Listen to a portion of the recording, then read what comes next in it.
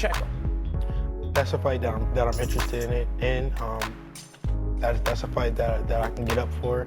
Tank has a regular belt, right? Right. Throw it in the trash can. I really say who's the bigger test. One is a big puncher and one is a technician. So we got to see how the styles align.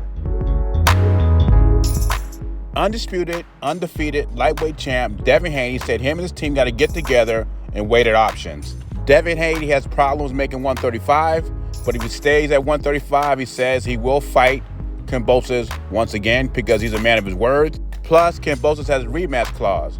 But he said the fights he would get up for at 135 is either Tank Davis or Lomachenko. He says if he fights Kambosos once again, there's going to be a lot of changes, not just money-wise. He said half of his team could not get to Australia, and his father almost didn't make it. I have to give Devin Haney props because a lot of people going into this fight said he would not make sacrifices, and he made a lot of sacrifices, and he went to Australia, Kambosos' home country, and beat him. And I don't know if any of the other top contenders at 135 would have made all those sacrifices. Like Tank Davis. You think Tank Davis would go to Australia to fight Kambosos for undisputed? Because Floyd already told you, we're not going to another platform making him rich. Haney is a shot caller at 135. So he should be able to get the terms in Australia to have his team down there, more money, anything he wants, because Kambosos wants a crack to getting his titles back. Haney wants all the smoke. He wants a Lomachenko. He wants Tank Davis. And I think he will take Ryan Garcia too. But these guys don't need Devin Haney for big fights. They can fight each other and it would be a big fight.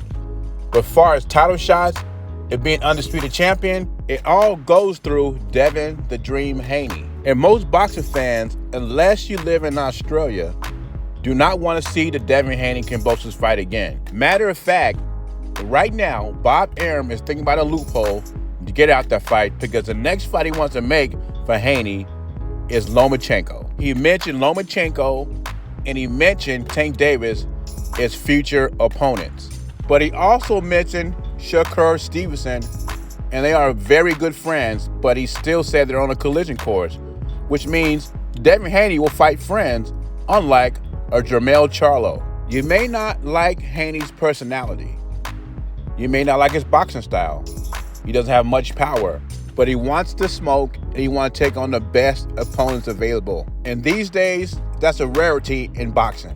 Congrats to Jaime Munguia, knocks out Kelly in 5 rounds. Wasn't the best Munguia I saw, but he got the job done. After the fight, he called out Jermall Charlo, told Jermall Charlo to grow some balls, and let's make this fight be a good fight. First thing, Jaime Munguia has to be much sharper against Jermall Charlo. Second, I thought this fight was going to happen before, but it seems like when you're dealing with the PBC, is what platform this fight's going to be on. I mean, Canelo Alvarez is a cash cow of boxing, and to become undisputed champion, he had a fight on the PBC platform. And Jermall Charlo wanted a Munguia fight, but he wanted on his platform. He did not want to fight on his own, and this is what holding some of these fights back. And I think the same thing is going to happen when they're trying to put together the Tank Davis and Ryan Garcia fight. Their father, Al Haymon, will not let them go on another platform and take a fight. And you look on the other side, Oscar is the same way with his own. And this is where we're at. Anyway, leave your thoughts in comments below. Jay Beasy, I'm gone.